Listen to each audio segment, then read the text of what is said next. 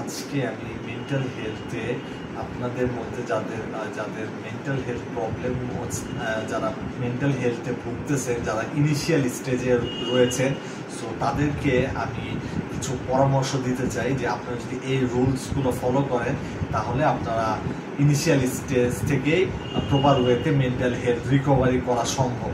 So point number 1, আপনাদেরকে অবশ্যই 30 minute হাঁটতে হবে।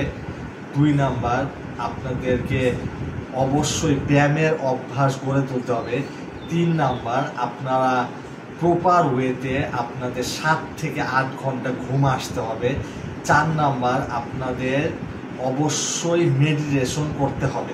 সো আমি আশা করি যে এই 4টা আমি যে উপরের যে 4টা নিয়ে পয়েন্ট বললাম, এই পয়েন্টগুলো যদি আপনারা ফলো করেন তো আমি আশা করি ইনিশিয়াল স্টেজে যদি আপনাদের মেন্টাল হেলথের প্রবলেমগুলো থেকে থাকে তাহলে আপনারা সহজেই এটার থেকে রিকভারি করতে পারবেন।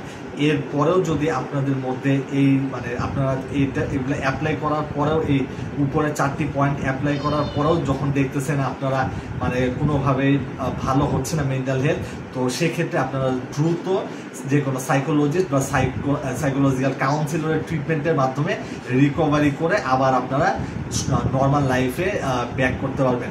সো আশা করি আপনাদের ভিডিওটি ভালো লেগেছে। ভিডিওটি যদি ভালো লেগে থাকে তাহলে অবশ্যই আমার চ্যানেলটি লাইক করবেন এবং সাবস্ক্রাইব করতে ভুলবেন না, এবং কমেন্ট এবং শেয়ার করবেন।